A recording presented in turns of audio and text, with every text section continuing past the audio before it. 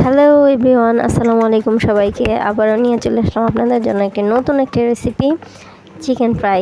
তো চিকেন ফ্রাইটা আমি একটু ভিন্ন রকমভাবে করব। সেটা হচ্ছে একটি লেগ পিস দিয়ে আমি অনেকগুলো চিকেন ফ্রাই করব। তো কিভাবে করব সেটা একটু দেখে নিন। তো পুরো ভিডিওটা দেখার জন্য আমার ভিডিওটা স্কিপ না করে পুরো ভিডিওটা দেখুন, তাহলে বুঝতে পারবেন কিভাবে আমি একটা লেগ পিস দিয়ে অনেকগুলো চিকেন ফ্রাই করে দেখাবো। তো আশা করি আমার সাথেই থাকবেন। তো আমি এটার জন্য আদা রসুন একসাথে নিয়ে একটু পানিতে দিয়ে দিচ্ছি, এর সাথে লেগ পিসটা আমি সিদ্ধ দিয়ে দিচ্ছি। এটা যখন ভালোভাবে সিদ্ধ হয়ে যাবে, তো আমি এটার থেকে মাংসগুলোকে আলাদা করে হাড়গুলোকে আলাদা করে রাখবো। ফেলে দিব না, হাড়গুলো আমার পরে লাগবে, তাই হাড়গুলোকে আলাদা করে রাখবো। তো আমি এটার সাথে একটু আলু দিয়ে ব্লেন্ড করে নেব। ব্লেন্ড করা হয়ে গেছে আমার।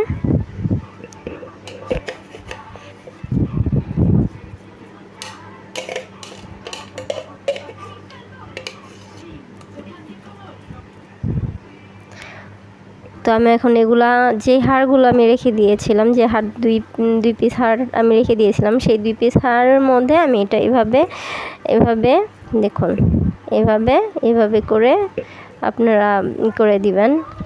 একবারে লেগ পিসের মতো একটি শেপ দিয়ে দিবেন। সুন্দর করে একটু শেপ দিবেন। আমি আসলে ভালো করে দিতে পারছি না, আপনারা আরেকটু ভালো করে দিবেন। তো আমি একটু তাড়াহুড়ো করছি, তাই আমারটা বেশি একটা ভালো হচ্ছে না। তো আমি আশা করবো আপনারা একটু ভালো করে করবেন, আমার চাইতে আপনারা বেশি ভালো করতে পারবেন আশা করি। তো এভাবে করে নেবেন।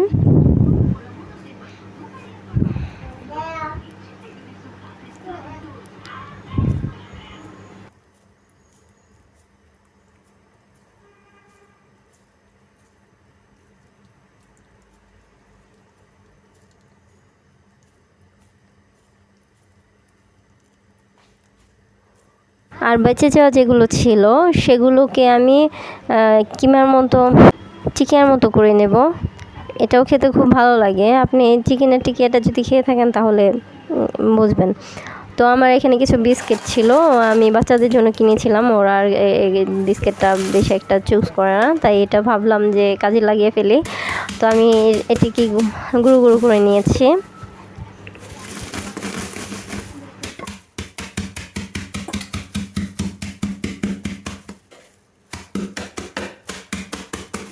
তো এভাবে হচ্ছিল না, তারপরে আমি ব্লেন্ড করে নিয়েছি।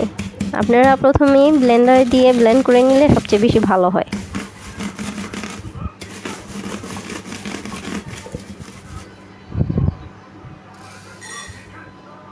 তো আমি একটা ডিম নিয়ে নিয়েছি, ডিমটাকে আমি ফেটে নেব ভালোভাবে।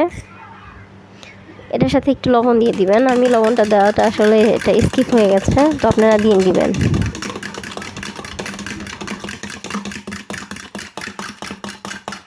তারপরে আমি এক এক করে ডিমের মধ্যে দিয়ে তারপর বিস্কিটের গুঁড়োর মধ্যে আমি ভিজিয়ে নিচ্ছি। তো এই বিস্কিটের গুঁড়োর বদলে আপনারা বানরুটিটাকে ব্লেন্ড করেও এইভাবে দিতে পারেন। যার কাছে যেটা অ্যাভেলেবল আছে সেটা দিয়েই করতে পারেন, কোনো সমস্যা নেই। খেতে একই রকম না, একটু ভিন্ন রকম স্বাদ হয়, তবে দোনোটাই খেতে ভালো লাগে। তো আমি এখানে ভাজা বসিয়ে দিয়েছি। তো আমার তেলটা একটু গরম হচ্ছে, সময় লাগছে। তো আমি এক এক করে সবগুলোকে দিয়ে দিব।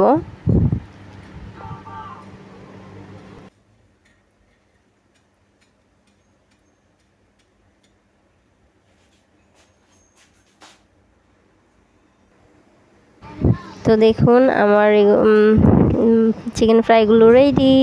তো ভাবতে পারছেন একটা চিকেন ফ্রাইয়ের লেগ